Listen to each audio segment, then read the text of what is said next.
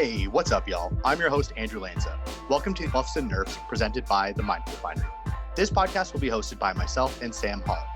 Sam and I will explore the cultural significance of video games and examine their artistic merit and how it reflects the industry as a whole. So sit back and enjoy Buffs and Nerfs. And as always, a subscribe and positive rating on this or anything you've listened to would be greatly appreciated.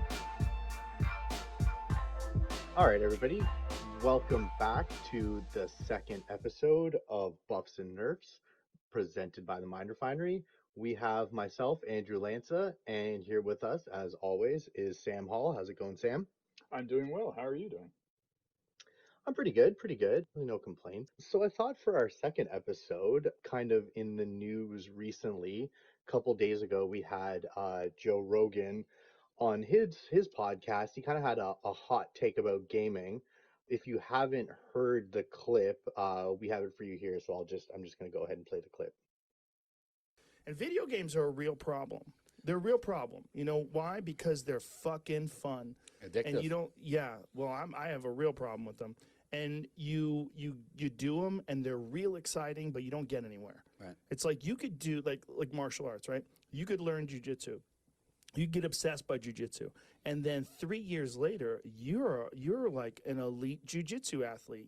You're entering in competitions. You're a purple belt. You're moving up. Yeah, you're doing well. Right. You're thinking like, I might be able to open my own school one day. You got confidence. Yeah, if I have 100 students and those 100 students are paying me X amount of dollars per month, I can make a living. Holy shit, I can have this would be amazing. And then you see your jiu-jitsu school and your jiu-jitsu instructor has all these students and drives a Mercedes and he's got a nice family and like, that's the future. This way you're doing something exciting and fun and you don't, or you could just be playing fucking video games. 3 years later, you could be that same kid just playing video games, waiting for the next whatever the fuck game is, next Xbox game to come out, and you're going to waste your time. So that's Joe Rogan's hot take on gaming. I'd like to talk about that and then kind of more of like a high level talk about whether or not gaming, is gaming addiction real? If it is real, is it as bad as people can make it out to be? Is it not as bad? Are video games a waste of time overall? Just kind of starting us off, high level thoughts. What are your thoughts on that Joe Rogan hot take? Well, I'm glad that the internet has finally provided someone who seems older and more out of touch than me. I find so I understand what he's trying to say, but he's really saying it in the wrong way.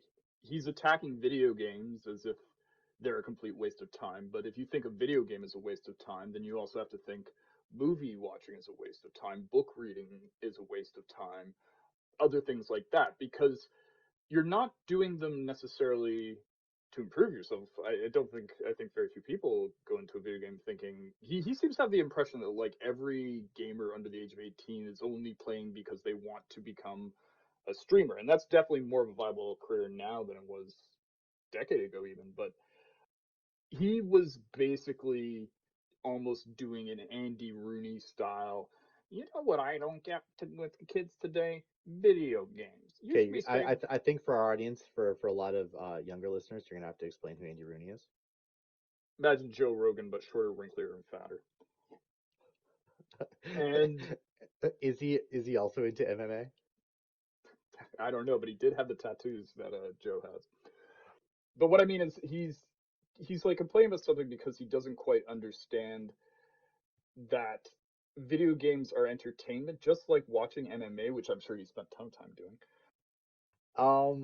Honestly, I pretty much agree with what you're saying. Like, I see what he's saying. Like, nobody knows that video games can be more of a waste of time than me. Like I fully get it. Like, if you take the amount of time that like I played Destiny 1 and Destiny 2, like I mentioned in the other podcast, like I could 100% like know how to play an instrument, or I could have learned a language or something to like better my life.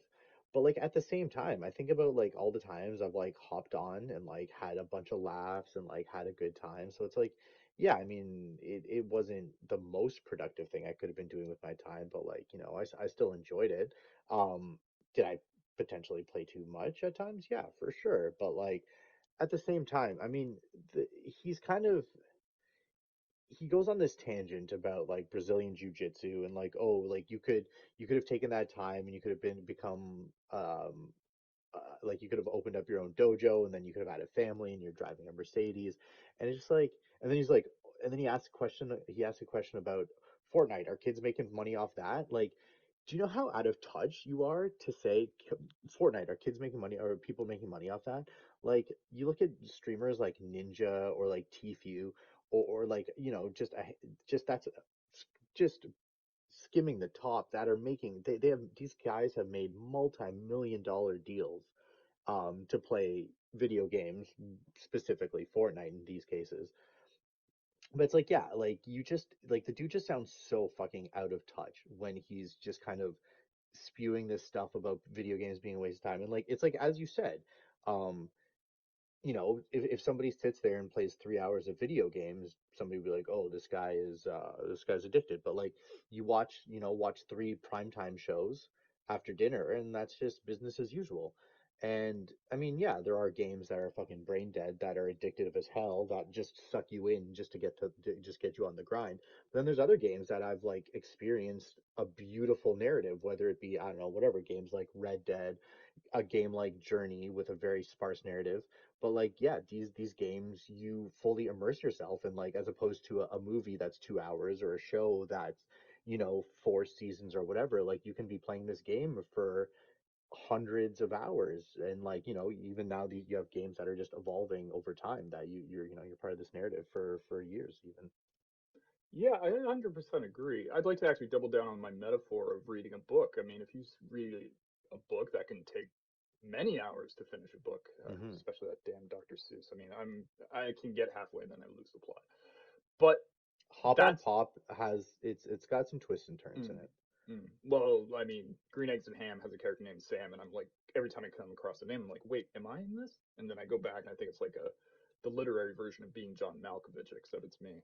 But yeah, it's you can't really say it's a waste of time because you're enjoying it. Like it's something you do, and he probably wouldn't say that, like I said, about people reading books, or in your example, like watching movies or Netflix streaming for a while. It's a very dated but yet very frequent opinion that pops up often in history. Gonna get a little boring here for a second, so jumping forward 30 seconds or a minute, I should be done. There was a thing, and I spent like an hour trying to find the quote today. I'm just terrible at Googling because, again, I am old. The Andy Rubini reference. When books were first starting to get published, there was actually a moral panic about like, oh, the youth are gonna waste their time reading books when they should be working or studying and stuff like that. And well, not studying books, obviously, but it's anytime some new entertainment form shows up, generally speaking, people of now I'm being broad strokes here, there are definitely exceptions to this, but people who are middle aged or older look at it and after a certain age just look at a new form of entertainment and go, I don't get this. I don't get this at all. It must be a waste of time. Like, as you said, streaming is now a viable career. I mean, I'm not saying everybody can do it and you just have to get a degree and you're instantly a streamer and there's big companies looking to hire you. But to say video games are a waste of time, I think diminishes the amount of satisfaction and enjoyment that a lot of people get from them. Even a game like we've mentioned on the podcast before, but like even a shitty game, like I mean not shitty, but like it's like a free to play app on your phone, Pokemon Go. Like even though Pokemon Go is like very almost quite rudimentary in what it is, it's very much like a kind of almost like a collecting game, but like you have these events and you have these communities that spread up around a game that very much like help a lot of people, like whether it be mentally, physically, whatever. Like they help people be social, they help people get out of the house, and for a lot of people it's a huge help and a huge thing in their life. So I mean, and same with other games, like there's times when people have, maybe they don't have, they're kind of like in depression, or they don't have so much, they feel like they don't have so much of a purpose. I've heard a lot of stories of people kind of turning to certain games and almost kind of, that game gives them a sense of purpose. And I mean, it's not good to rely on obviously gaming as like a crutch, But I mean, a lot of times they can help, and a lot of times they can help with people that have had like brain injuries. I've heard where it's helps with like what do you want to call it, cognitive abilities, to kind of like Recuperation. remap, yeah, to like remap after like trauma.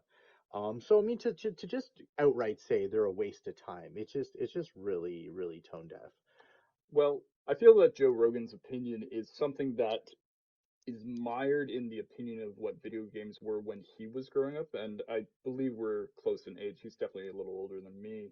But in the 80s and 90s, and even the 70s to a certain extent, video games were seen as this like little niche culture. People just did it by themselves. It wasn't really a social thing, and people were actually actively antisocial, and they were wasting their time and that kind of thing.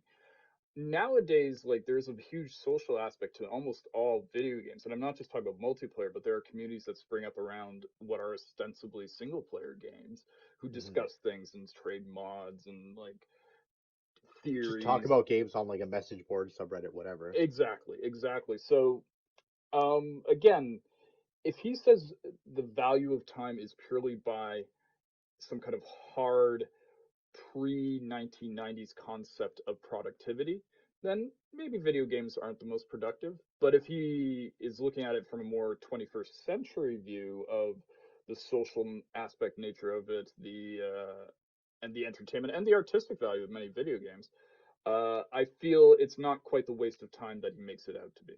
If I can tell you exactly how to sum this all up in a GIF or GIF, we won't. That's another episode. We will discuss about that GIF. later. GIF. Um, The creator said it's a GIF, so I go by Everybody what the calls it a creators. GIF. It's a common like. I'm sorry. Do I have to go back and double check with Shakespeare on the pronunciation of the 80% of the English language he created? Anyways, there's the GIF from Big Lebowski where the dude says to Walter, "You're not wrong, Walter, but you're an asshole," or something like that. Yeah, I have the quote wrong. Like, that's I basically what I would believe say to Joe. I understand what you're saying, but you're saying it in a terrible way. I believe that GIF is GIF. was actually a movie before it was a GIF. Just a heads up. That doesn't sound right. All right, well, so I mean, we kind of agreed that he did have like a bit of kind of nugget in there that Hmm. maybe they're not the most productive use of your time at times. Um, Now, I guess that kind of leads into the whole idea of video game addiction. I mean, the World Health Organization, they did say that it is real. Like they said, video game addiction is real. So, I mean, I can definitely see it being a real thing, especially with some people. You hear about these people that play World of Warcraft or whatever for 20 hours straight and then they like drop dead, or like people that aren't sleeping playing whatever game night and day. Yeah, so there, I mean, I definitely think it's a real thing. I think you can be pretty much addicted to anything. You don't have to be physically addicted. Like you can be addicted to working out, you can be addicted to food, you can be addicted to drugs, etc. So it's like there's many different things. So I think definitely video game addiction is a thing. What's your take on that? Do you think it's kind of bullshit? Do you think it's a hoax, or do you think like it's a real thing? Oh, it's absolutely a real thing. There are people who definitely put their, maybe not necessarily their physical health, but their mental health at risk by spending an inordinate amount of time on a video game or playing video games and being antisocial, even though I did just say there is a social aspect to them. And I think that what Joe Rogan was saying was he was probably thinking about those kinds of people, the people who are so seriously addicted that they're just wasting time and they put time only towards this one thing. Hmm. But yeah, video game addiction is absolutely real. And I do agree that it can be unhealthy, so I understand why the WHO has classified it as. Did it classify it as a mental disorder? I'm assuming, or something. I don't really know the terminology for addiction, so I'm not certain exactly They what. recognized it as gaming disorder, so I guess they recognized it Okay, as a as a disorder. disorder. Then yeah, Yeah. I would say it is, but just because somebody comes home at night and sits down and then plays a couple hours of whatever game they're into, at the end of the day, it's kind of a hard thing because it's sort of like, in a weird sort of way, any kind of recreation. There's a point where you're using it and you're using it properly and it's relieving you of the stress of the day. but there does come a point where you're using it too much or improperly, and you're using it to a point where it's starting to be a detriment to your own health. Again, I think that's what Joe Rogan was thinking about when he said his piece. He just said it in a very indelicate way, and it also has that whole like. I think what also pissed me off about, well, not pissed me off, but irked me about the clip, and I'm sorry, I'm kind of jumping back for a second, and then we'll get back to addiction, is when he said it in a very kind of, when he was like, oh, the house, the family, Mercedes, learning jujitsu. He said it in a way that makes it sound like, I understand this being his baseline for what achievement is, but the way he said it, it made it sound like he thinks that's what everybody should have as a baseline for their achievement. And not everybody wants to, well, first of all, learn Brazilian Jiu Jitsu. I'm more of a Krav Maga man myself. Krav Maga? I don't know. And like, there are people who aren't driven by having the Mercedes and having a house and stuff like that. So I don't know. It was a very judgmental thing. But going back to addiction, the long and short of it is that addiction to video games is real, and it can be detrimental, but like anything, video games are a recreational activity, and for the most part, what people might see as addictive is just somebody enjoying a relaxing nature of their entertainment. Just to address the Joe Rogan thing again. I also think like he's making a distinction between something that's physical and something that's not physical. While it's like, I mean, yeah, Very true, obviously very true. obviously video games, unless you're like playing Wii Fit or something, aren't a physical hobby. While, so I think he's saying, like, in his mind, like, you're improving yourself, you're making yourself better, you're exercising, you got a Mercedes, whatever, your upward mobility, whatever. So it's like he's almost like equating with like like anything that isn't bettering yourself is like is not like in bettering yourself in those specific ways like isn't worthy almost. I don't know. It's like, oh, it's not physical, so who gives a shit? It's like, why would I sit here and build a model car? It's not physical. Like, you know what I mean? Yeah. Oh, building a ship in a bottle? Fuck it. I'm not. It's like I can't get a wife with that. I'm not getting strong from that. Why the fuck would I build a ship in a bottle? Why would I spend, hundreds of hours or whatever building a model train set? You know what I mean? To him, like, all that stuff is a waste of time because you're not like seeing, I guess, like a physical betterment of it. So I don't know, I don't agree with that. Um as now as good jumping back to video game That addiction. was my fault, by the way, for the sidetrack and circling No, back. I that's fine. apologize, everyone. That's fine. It's what we're here for. It's Sorry we're to here all to you talk. Nerf herders. That should be the name of our fans, by the way. No. I disagree. It's genius. I'm sorry. So yeah, so as far as like addiction goes, like, yeah, obviously, like I said, like I definitely think, you can be pretty much addicted to anything. And there are people that are addicted to video games, and I'm sure I've been addicted to video games from time to time. And something you said actually struck me. You're like, games can make you social, but then they can make you antisocial. I for sure know, I can think of multiple times where I have just been like, you know what, like maybe I had kind of like soft plans, like I was meeting up with friends at the bar or something, and I'm like, guys, you know what, I'm not really feeling it tonight. I'm just gonna stay in. And then like I'd stay in and just like play video games and like, just do my own thing, smoke weed, play video games. And then it's like say like I would be like, oh, playing Destiny or something. It's like I'd rather kind of like those nights like socialize in that way because I have a shared interest with like the people I'm playing a video game with. I'm doing air quotes, but you can't see them. So I have like a shared interest. So it's like it made me be antisocial to, IRL friends and IRL plans and going outside. But it made me social that I wanted to like talk to like a specific group of people that shared this specific interest, which happened to be whatever game I was playing at the time, be it, Destiny, Division, whatever multiplayer game. I don't know, just that was one thing that I found interesting that you said. Yeah, I mean, everybody. I don't care if they're addicted to video games or have no real addictions and all. Everyone has that time where you're like, I don't feel like these plans that I sort of had. I'm gonna make a white lie and say I'm not Very true. gonna. And it's not even really a Just like white I'm gonna lie, stay but home and play Netflix. Or sorry, I'm gonna stay home and watch Netflix or read a book or whatever. You're yeah, right, yeah.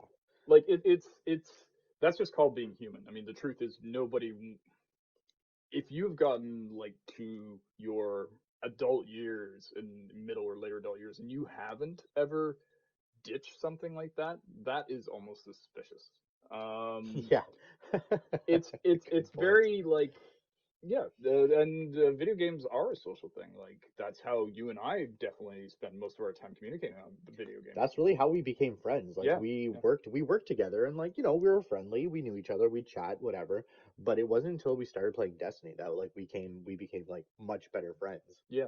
Again, I think Joe Rogan is stuck with a mentality and mindset that's outdated at this point because most video games have a community around them, whether it's directly within the game, like say if you're playing an online shooter like Destiny. But even Destiny is like, well, you know what I mean. Like whether it's a game designed for you to play with other people or it's a single player game, there are still, if you go, no matter what single player game you're talk about, I guarantee you there's forums of people who are in conversations about the Oh yeah. game. So it's like an attitude that sort of made sense back when in the 80s and 90s, the only people who talked about video games, quote, online were on like BBS sort of style, like chat rooms and things like that, where it was a very small portion of the people out there.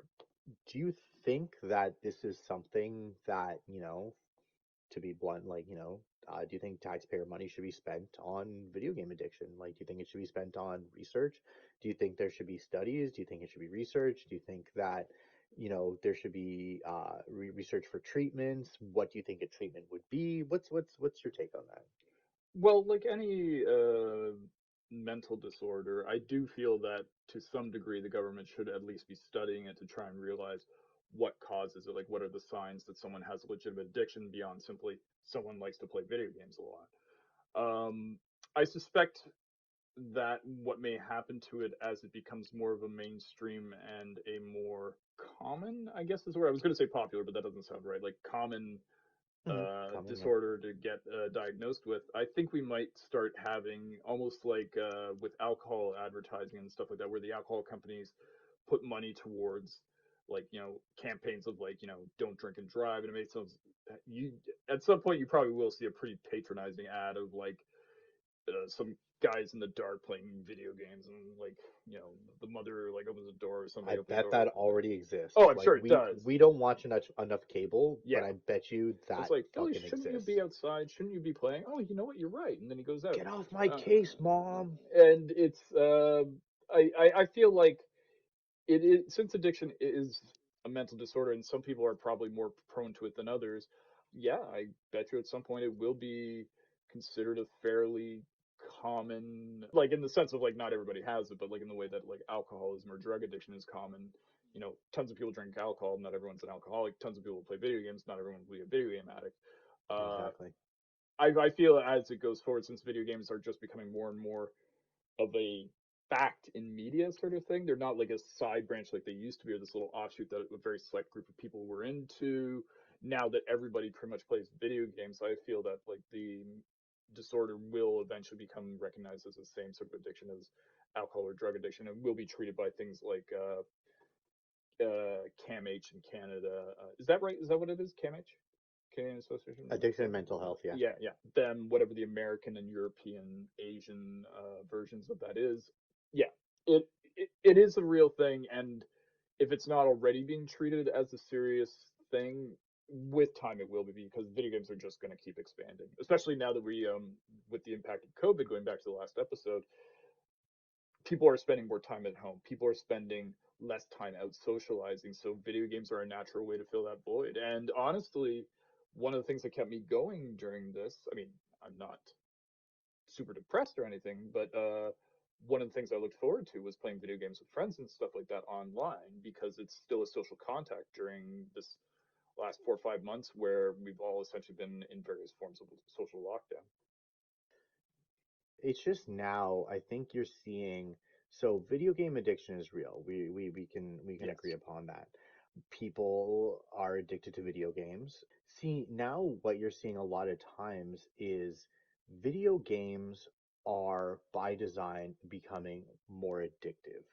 They're preying on people with, you know, FOMO, especially. I see a lot of games preying on FOMO. FOMO is fear of missing out. So you see a lot of games being like, oh, like you got to play today for this super ultra special rare thing, or like play this week for this, this thing. Like this timed event is only going on right now for like this short amount of time. Like these games, and especially you see it a lot with like mobile games, but like now that kind of like addictive mobile game, what do you call it, like microtransactions and like the hooks and all that stuff. You see that kind of model now moving more towards console and PC gaming, like that whole model. I mean, you see it with EA especially, and they like finally got like the huge pushback on Battlefront 2. So I mean, they had to dial it back a bit, but like you see this across. I mean, now it is getting a little bit better over the last about, I don't know, I'd say about the last year. I'd say it's finally been toned down a little bit. Ubisoft had to like reevaluate how they're releasing games because what was that Call of Duty? No, not what was their big one that with like Barenthal? Oh, They, are you talking like about the one where he plays the villain, Ghost Recon Wildlands? yes, Wildlands. Thank I you, don't think it Ghost was Recon Wildlands. Wild. It's whatever the sequel is called. Yeah, It's Ghost yeah, yeah. Recon 2 of those two games. Yeah. Yeah. So I mean, so they had to like that was a huge flop because they tried to inject all this kind of like microtransactions into it and stuff, and that just goes hand in hand. They're trying to put those hooks in you. They're trying to get you addicted. They're trying to get you to buy microtransactions, and they want to hook those whales that are going to spend thousands upon thousands of dollars. So you see now, especially like as I was saying with like mobile games, and even more especially in like kids games, like kids like mobile games aimed at kids, is you have people like you have like child psychologists and you have like psychologists on payroll to ensure that your game is addictive. It's to ensure that when you open up a loot box, it's like it's tickling that lizard part of your brain that like gambling touches, to really just get in there and just like you look at loot boxes, like they're all designed like they're very flashy. There's sound effects going off when you open it. There's boom boom boom boom boom, and like it's all a very satisfying, this like from every aspect is just tickling all those parts of your brain, and like that goes into like gambling and this and that. So it's like, yeah, so all these games you're seeing now are like in a roundabout, like as I'm coming back to my point, they're designed to be addictive is the thing. So it's like, yeah, of course you're gonna have people addicted to these games when you have these games that are from, the top down, designed to be addictive and designed to get you to play as much as they can and designed to play as many times as they can get you to log on for as long as they can, for you to spend that money to, buy those microtransactions, buy that skin that you really want just to flex on your friends, whatever. So, yeah, I think with and like, you have some states pushing back and some countries pushing back, but without that legislature in place, you're just going to see it get worse and worse. You're going to see these gambling, like you even see in Grand Theft Auto, they opened up a fucking casino in the game that you can gamble real money with. Like they took I like don't I think it's mean, real money. I think you have to it is. It buy. is. No. Like you Okay, actually yes. You like could buy credits with real money that you can, yeah. okay, it's one step away. But it's like they took out the loot box. Like loot boxes are like you pay money for a thing to like pull a roulette wheel, and like they just were like, we took out the loot boxes and now it's just you pay money to, yeah, as you said, okay, you buy, I forgot what the in-game credits are for Grand Theft Auto, but yeah, you can buy those credits and then you can gamble them in an in-game casino, and if you win money, that's money that's in the game. Like they've won. Like that's just a win-win for them. You know what I mean? So Well, it's that's my take on it. I agree with what you're saying. First of all, I think their in-game currency is just called dollars. Like I've only dabbled in GTA Online a little bit, and I don't remember there being a second currency like you see in a lot of games, but it may be there. But yeah, no, those. Well, what it is I know with the fact that video games are getting more and more expensive to make, what game developers look at is not just, oh, when we sell this, how much money are we going to make? It's when we sell this, how much money are we going to make, and then how much money do we make off the continued games as a service kind of thing, where it's like, okay, Exactly. you're not just looking, I've walked out of the store, this is the last money I'll ever give you. The developers are now looking at it going, how do we keep them coming back? And yes, they definitely do use a lot of the stuff visually and I guess audibly as well that triggers the parts of your brain that get addicted, that triggers the endorphin release, so like big flashy Hmm. noises and stuff like that. Yeah, it's like a casino, you know what I mean? Yeah, exactly. Like a lot of video games do have that casino thing you're talking about when you're dealing with the part of the game that is designed to be a secondary revenue stream Hmm. for the company that made them. And honestly, See, the thing is, I don't see that going away. Now, blatant well, attempts have been unless shut there's down. legislature, yeah, unless there's Yeah, unless there's legislature just straight up implementing legislation. But even still, like, certain what you know what legislation, yeah. though, in a way, I wouldn't mind it. I mean, in a way, I wouldn't mind that going away. Obviously, I want it to go away, but what I preferred was the like 90s, early 2000s version of this, and I guess it was up until about 2010, where you bought the game, and then the additional stuff was a large DLC chunk. It wasn't, Hmm. which was is different than the games as a service current version where they're constantly getting into money because it would be like, okay, you buy the game for $60 and then spend $20 and you get this other big massive content and that comes with skins, maps, levels, story, new chapters, new characters, whatever your game is giving you. I actually didn't mind that. I was like, oh, okay, so they're going to work for a while, and then 3 months later, we're going to get content. But you compare that with the. I think the thing is, I don't mind video games having a purchasing life after you make the initial purchase. What I don't like is the randomness of a lot of them, where it's like you said, you're buying loot boxes and you're like, ooh, I hope I get that super sick like all chrome skin for this one character. Oh, I got the the last year's Halloween skin for this other character I Yeah. haven't played. Like that's I feel it should be something like I'm trying to think of an example. I'm gonna shout out again to a game I've mentioned, Warframe. There, you spend money to buy an in-game currency called platinum or plat, as they refer to it as. But with that, you then just purchase what you want. If you want a specific gun, you buy the gun. If you want a specific Warframe, you buy the frame. And if you want to, expand your slot or get the colors, like I have no problem with in-game purchases in games so long as you're upfront exactly about if I give you $5, I know exactly what I'm going to get, and I get exactly what I'm going to get. Not, I'm going to give you Hmm. $5. There's a good chance I'm going to get what I want to get, but there's also a chance I might not get it. I think, and that is gambling at that point. And at that point, it should be legislated.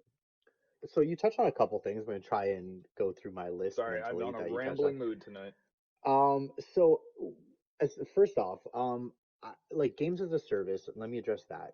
Games as a service is fine. I enjoy games as a service. My whole life, whenever I was finishing up a game, I'd always have, the dopest armor, the best weapons, whatever, and then the game would end and I would be sad. So I actually like games as a service. When you run into a problem is when you're trying to inject a games as a service model into like a single player game, and that's where they ran into issues with that Wildlands game. Um, and like when they're trying to inject this whole like, I mean, it was super popular, right? Like back in the day it was like, how many units are you selling, like you said. Now it's okay, like let's sustain this business model. And you had EA saying, oh, people aren't interested in like single player narrative driven games anymore, and then they Not true at all. of course, and then they're like putting out, games like the new Star Wars game and stuff, where people love it, like people love stuff. So now, and then you look at things like you said, how you enjoy the kind of expansion based model. You look at companies like CD Projekt Red that they put out Witcher DLCs for like what, like $30, and like those are full meaty Yeah, DLCs. Like, you know what I mean? Then see, like I agree, like I love that model where it's like, like the Horizon Zero Dawn, the CD Project Red, whatever, where you have like a big meaty DLC that's, $20, $30 or whatever. And it's like a big expansion, you have a whole new area, new weapons, etc., you etc. know what you're gonna That's get. yeah, that's great.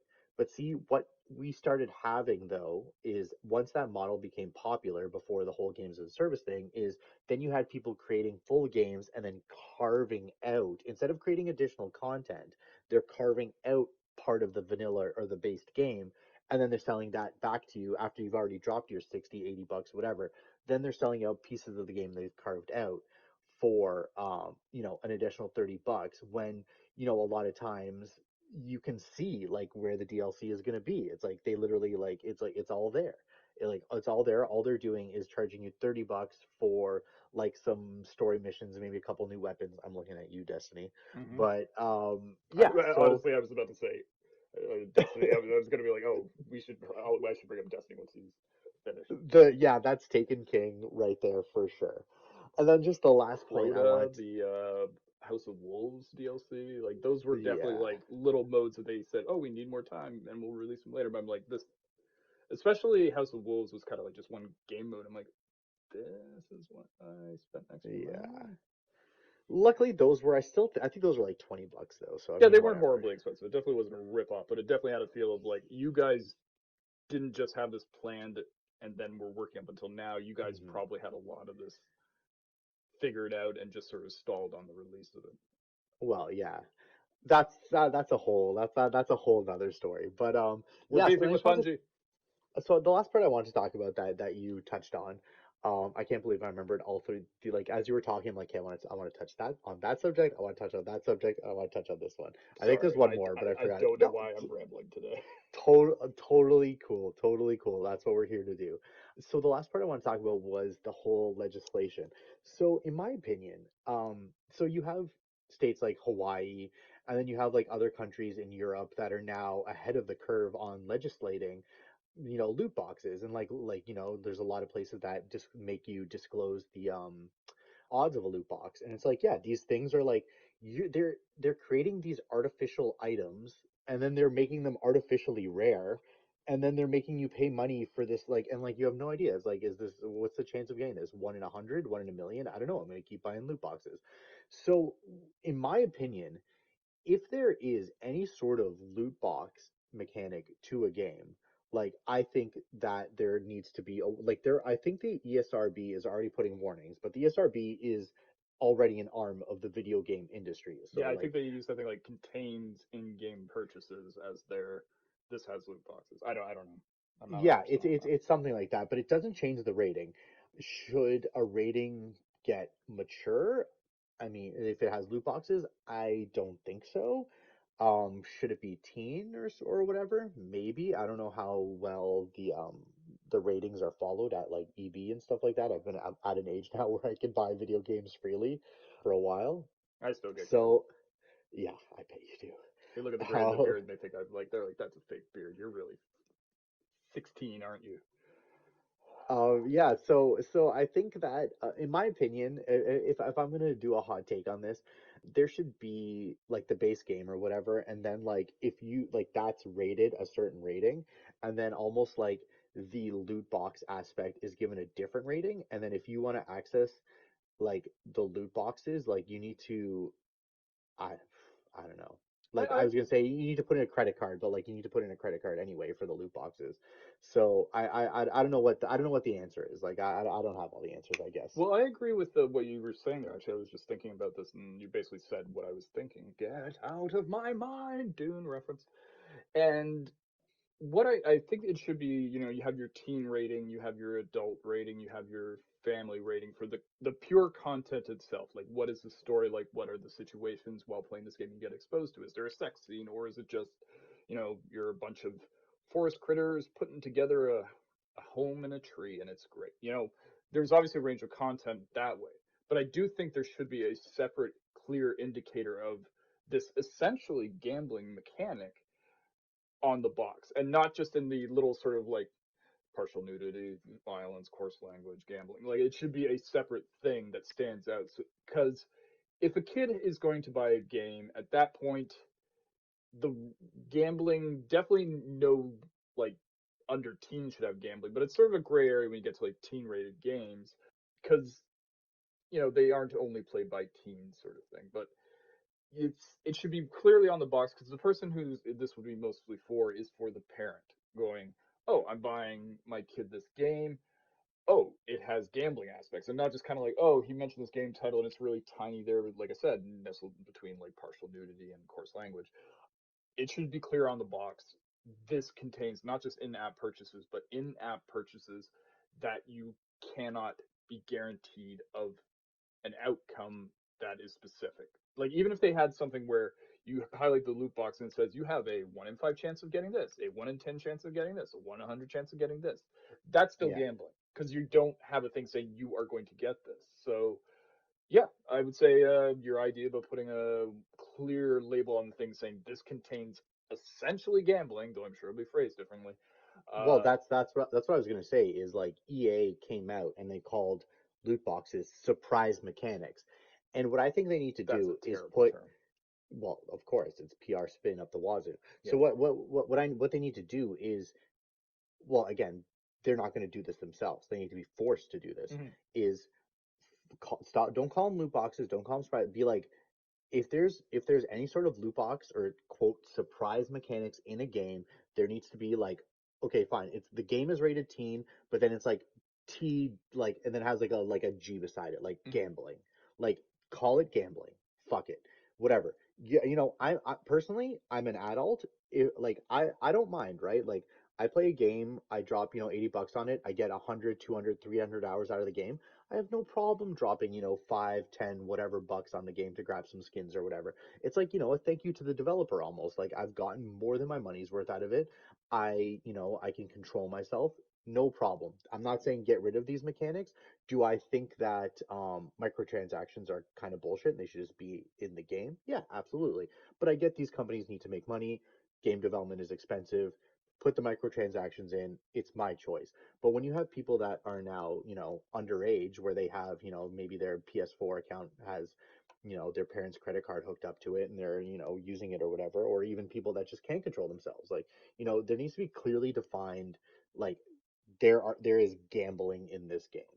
But like you said in Warframe, like I definitely like the loot box mechanics irk me, but when there are microtransactions, like you said in Warframe, where you can specifically like, I buy this much money, I can buy this thing. Like, there's no gambling, there's no loot box, like, you know what I mean? It's like I'm paying for this thing that I can get behind. I agree. I will say as a sidebar, I'm not 100% that Warframe doesn't have something that might have a chance element to it, but in my granted limited experience with the game, the only things that have been for sale is like it's blatantly like, oh, I'm buying a gun, I'm buying this. But yeah, Hmm. no, it's something that unfortunately, since the game industry doesn't seem to be capable of self-regulation, will have to be regulated by governments, both uh, federal and at the provincial slash state level. Yeah, I think you see a lot now. Like, EA has almost, like, what was the new, like, Jedi Fallen Order, Yeah, like, very minimal microtransactions. They said they're going to be coming out with a new Star Wars game with zero is microtransactions. this the Squadron game that's coming out in the fall, or Yeah, the I believe so. yeah? Yeah, yeah, yeah. So they're like doubling down. But see, the thing is because they know that the quote hardcore gamers, or more than just the casuals, they're not going to put up with this shit. They tried it with Battlefront 2. Like, the game failed. It's in a better place now. I've played it a little bit since then, but like the whole like microtransaction and loot box was like permeated into the DNA of that game. And what they were trying to do is essentially take the model that what's his name, Andrew Wilson, the head of EA. Andrew Wilson, the head of EA, the reason he's so popular is because he implemented the pretty much the, what do you call it, the FIFA special teams. What was it called? Is that what's called, the special teams? I don't Um, know. I'm sorry, I'm not well, up on it's FIFA. essentially, yeah. So essentially in FIFA, it's like you build your team through cards. Um, so he implemented that, and then he tried to take that model. They took that model, they put it into, like, they put it into the Madden, they put it into like all these other games, like the UFC game, whatever. And they saw a great amount of success because you have these people who play, Madden, who play FIFA. That's, maybe the only game they play. They maybe only played, FIFA, the FIFA installment that year. They only play the new Call of Duty or whatever. And they'll put up with a little bit more when it comes to microtransactions, but you have, like, the big pushback. So I think, in a roundabout way, what I'm trying to get at is, like, yeah, like, there needs to be legislation against it, but I think that also, like, gamers, just, hardcore gamers, gamer boys and gamer girls, I think that there's a lot of pushback, and I think, like, the free market, they see that EA is like, okay, we can do that with these people, but our core gaming market aren't going to put up with it. You're absolutely right. The best way to deal with, I think, this is kind of what happened with Battlefront 2 initially, where people voted with their wallet essentially and said, "Well, I'm not going to Hmm. buy this game. This is way too many microtransactions." And the only thing is, like, I don't know the figures of Battlefront 2 when it came out, because I know a lot of people pre-purchase games now, and that's actually something that I'm very guilty of, but I'm trying to stop because You just need to stop being on your computer when you're drunk. That's the problem. then you just said I need to be stopped being on my computer. How dare you? More sound effects. Yeah, it's a very like it's I think what needs to happen isn't just legislation from the government, but also, and you brought this up, the gaming community itself needs to start saying we're not going to tolerate this. I don't know if that's like straight up we need to form an organization like the International Brotherhood of Game Playing People. Should we start this IBGPA. right now? Should we start this right Yes. now? All right. We're unionizing. By the Union way, I'm not joking. This is my hashtag unionized gamers. Oh my god. it's a small movement, but and a lot of things started saying. I'm looking forward to like 2042 when we're like president and co-president of the Gamers Union. We're super corrupt, and we're like, go up to you like it's going to cost you 40,000 to release Battlefront 26 this year, or else and I need a taste of that. Or else I'm going to shut it down. I'm going to make all the gamers stop playing your game. I Yeah. know. I could tell you watched the Netflix mob Oh, special. and then I watched actually yesterday and today Kill the Irishman, which also has a huge like unions are corrupt angle to it. It's great. It's like somebody made Casino for like 100th of the budget, but it's actually a good movie. Though I know this isn't a movie review podcast. There's something about Ray Stevenson and Kill the Irishman. I like the movie, even though in my mind I was like, this is not that great of a film. Anyways, What back to was video the games. what was the Netflix one called? The mob one that we watched. What was that one called? I Oh, can't it remember. had like a name like The Mob in New York. Like it had a very like flat Yeah, name. it was solid. It was As alright. It like was alright. we were talking earlier where I was like halfway through the third episode and I was like, "Ooh, okay, this is getting good. I'm digging this." And I'm like, "How many episodes is this series?" I'm like, "Oh, three." I'm like, "Aw." Like I definitely just felt like it wasn't in depth enough. Like I I wanted to get real in there, like a nice 8 episode Yeah, I wanted to be series. granular. I wanted to find out like, oh, and this little Yeah. guy here, he had a numbers racket over in this part of Brooklyn, and here's his life. Anyways, yeah, welcome back to Mob Podcast, the podcast about the mob, Hey man, and news. this is our podcast. We can talk about whatever the fuck we want. My fingernails are itching. I don't know why. How's one's fingernail itchy? I Anyway, don't know. It's weird, right? off the rails. I'm a wrangle us back. Do it. All right, to finish off the Wrangling podcast, I'm like gonna those get jeans you wear. hell yeah, dude. I'm a wrangler man since birth. Um, That must have been painful for your mom. well, since shortly after birth. Oh, okay, good. All right, get a little personal now at the end of the podcast. Wrap it up. You personally, Sam Hall, are you or have you ever been addicted to gaming? Oh, absolutely. Maybe not to the point that I need an intervention because I'm still able to pay my bills, have a social life. Like people haven't said, Sam, I'm concerned you're spending too much time playing Animal Crossing, which I can't play because Nintendo's so expensive. But yeah, no, I've definitely been addicted to games. Like I've definitely, well, when I talked about on the previous episode about when I was a kid playing games like Civilization, where you're like, okay, I'm gonna play for a little bit. Holy fuck, I've just played for like 6 hours. It's now 4 in the morning. I should go Hmm. to bed. I've definitely had that before, and I'll have it again. I have it now from time to time. But still, if you can play a ton of video games in a day, so long as it's not like threatening your health in the sense of uh, Mental, physical, mental health, physical well-being, health, and just like amenities, like they're not going to shut off your job. light, your job, and stuff like that. But yeah, no, You're keeping absolutely. yourself clean. You're showering. You're not only Um, eating Doritos and drinking Mountain yeah. Dew. Well, hold on a second. That's just delicious. That's how I start my day, Well, for me, it's three cheese except the pizza shower. pop. For me, it's three cheese pizza pops and Dr. Pepper. But I mean, I can relate. Ugh.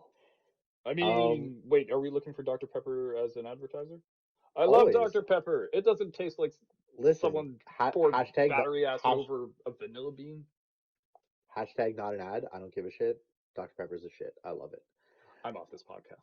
But yeah, as far like definitely 100% been addicted to many different games where it's just like some games just like get their hooks in me. Like I know we talk about it a lot, but like first time I played Destiny 1 got its hooks in me. Like for like Borderlands 1, I was heavily addicted to Borderlands 1. Like that game just got its hooks in me.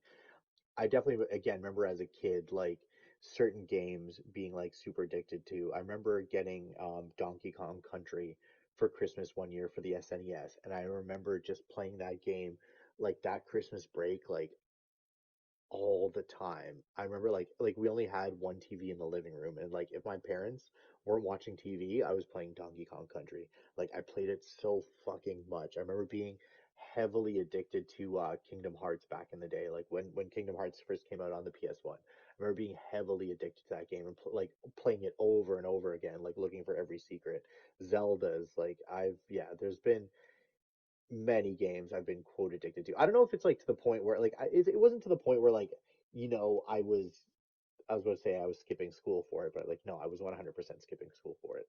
Oh But wow, you are an addict. You but definitely like. I don't think I ever skipped school to play video games. Of you course, never back in oh my day, those video games were actually just like the hoop and a stick thing that people rolled down the street. oh man, it was so bad. We always used to so my buddy shout outs to Duncan. Shoutouts to Um Duncan. One big love, ups to Duncan. Duncan Big ups for Duncan. Go on. at Parking Lot DJ. Follow him on Instagram.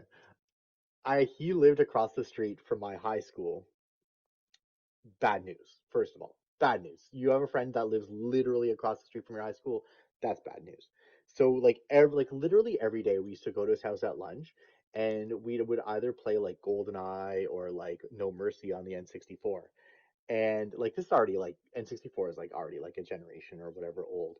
But we used to play a bunch of No Mercy, WWE No Mercy, and it was like so bad that like we would always do triple threat ladder matches. And now the thing about triple threat ladder matches is they could take 5 minutes or they could take like 3 hours. So there'd be times where it's like we'd be trying to finish a match and then like school starting in like 10 minutes, we're like, oh, we gotta finish this. Then we're like, fuck it, like we're not going to class till we finish this match. So we'd sit there and like finish the match, and then it would be like sometimes be like, all right, let's go to school late. But then other times it'd be like, all right, like we're already late enough, we might as well just play another match, and then yeah, just kick it off again. But yeah, no, like as far as video game addiction, like I never got to the point where like it was like a problem, I guess you could say. But there were times with games, you know, Grand Theft Auto Vice City, Grand Theft, like I remember when San Andreas came out, like I played like just so much. So it was addictive and I was definitely addicted, but I don't think it was like a detriment to my life, but it was definitely like every free moment I had was either like sleeping very little or playing that specific game. Well, first of all, I want to say you guys on your lunch hour should have probably just learned jujitsu. Yeah, And that's the podcast. Thanks for yeah. coming. No, I'm Circling back to it. All right, everybody. Good night. kidding. No, no, no, no, no, no, no, no, no, no, no, no. This podcast is brought to you by Dr Pepper, the drink of poison. Um, yeah, no, I've definitely had games where I've like spent a ton of time. I never really skipped school, but I didn't have like any easy access to video games when I was in school. Like I didn't have a friend who lived right by the school or anything like that. Oh, you know what though? I did have the older version of that because I would go to the arcade and kick ass with a little not side scroller, a fighting game called World Heroes. I remember like one year I just got big into that. Yeah, no, video games can be addicting, and I'm not saying it happened in your case, but it can be a detriment to your health and scholastic record. But yeah, I mean, so long as you're not neglecting the When you people. said Scholastic record, the first thing I thought of was like Scholastic Scholastic book books. fairs. Yeah, I remember those. That getting that magazine, you'd be like, oh man, I'm gonna buy all this stuff. Oh, oh, we can't afford any of it. That's great. That's great. But yeah, no, video games can be addicting, and Joe Rogan's sentiment is not wrong necessarily, but his judgmental nature in presenting it is definitely like, okay, sure, yes, they could have learned Brazilian Jiu-Jitsu, except the one problem is if everyone had learned Brazilian Jiu-Jitsu right now, there would be 70,000 like dojos in every city. It would be just the worst market for it because there'd be no students. Everyone's opening up a dojo and driving Mercedes, and there'd be We'd too have many we'd have a Mercedes. warrior population. There Yeah, would it's just be a true. warrior population of Brazilian jiu-jitsu masters. Like, it would be insane. They'd be roaming Everybody the would just know. streets solving crimes, but Jesus Christ. after a while, they would start taking a little bit of money on the side, taking a look the other way so that they don't use their jujitsu to enforce the law, and next thing you know, they're working for the mob in the union. BJJPD.